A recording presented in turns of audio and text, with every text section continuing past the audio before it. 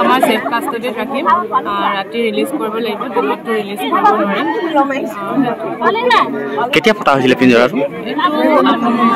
23 তাৰিখে পাতিছে এই বাঘটো আজি জনাঞ্চলত অহা প্ৰায় আমি দুমাহ পৰা মানবাৰ মানুহে প্ৰত্যক্ষ কৰিছিলে সন্ধিয়া 5:30-6 বজাৰ লগে লগে মানে বাঘটো আহি কিনে ৰাস্তা কাষত থাকি মানুহৰ গাত জঁপিয়াই মানে হেৰি কৰিব বিচাৰে চিকাৰৰ কাৰণে মানে ৰাখিব বিচাৰে লগত ইতিমধ্যে আমি গম পাইছোঁ যে এইটো এটা মতা বাঘহে কিন্তু আমি কিছু লোকে প্ৰত্যক্ষ কৰিছে যে তাত পোৱালি থকাও আছে গতিকে পোৱালি থকা হোৱাৰ লগে লগে ইয়াত আৰু এটা যে বাঘ আছে আমি সেইটো কাৰণে আমি স্পষ্ট হ'ব পাৰিছোঁ কাৰণ পোৱালি থকাৰ কাৰণে সেইকাৰণে মতা বাঘৰ লগত পোৱালি কেতিয়াও নাথাকে গতিকে মাইকী বাঘ এজনী আৰু ইয়াত থাকিব লাগে ভাল লাগিছে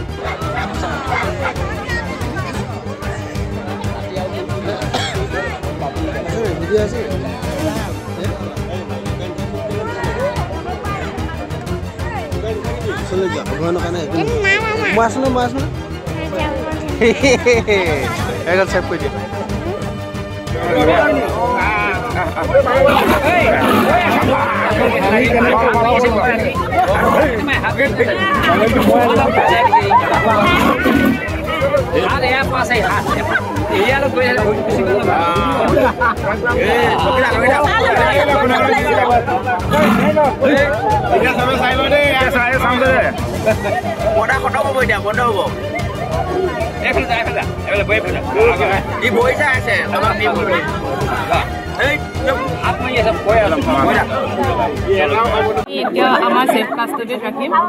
ৰাতি ৰিলিজ কৰিব লাগিব দিনতো ৰিলিজ কৰিব নোৱাৰিম কেতিয়া ফটা হৈছিল পিঞ্জৰাটো 23 তাৰিখে পাতিছে এই বাঘটো আজি জনাঞ্চলত অহা প্ৰায় আমি দুমাহ পৰা মানবাৰ মানুহে প্ৰত্যক্ষ কৰিছিলে সন্ধিয়া 5:30-6 বজাৰ লগে লগে মানে বাঘটো আহি কিনে ৰাস্তা কাষত থাকি মানুহৰ গাত জঁপিয়াই মানে হেৰি কৰিব বিচাৰে চিকাৰৰ কাৰণে মানে ৰাখিব বিচাৰে লগত ইতিমধ্যে আমি গম পাইছোঁ যে এইটো এটা মতা বাঘহে কিন্তু আমি কিছু লোকে প্ৰত্যক্ষ কৰিছে যে তাত পোৱালি থকাও আছে গতিকে পোৱালি থকা হোৱাৰ লগে লগে ইয়াত আৰু এটা যে বাঘ আছে আমি সেইটো কাৰণে আমি স্পষ্ট হ'ব পাৰিছোঁ কাৰণ পোৱালি থকাৰ কাৰণে সেইকাৰণে মতা বাঘৰ লগত পোৱালি কেতিয়াও নাথাকে গতিকে মাইকী বাঘ এজনী আৰু ইয়াত থাকিব লাগে ভাল লাগিছে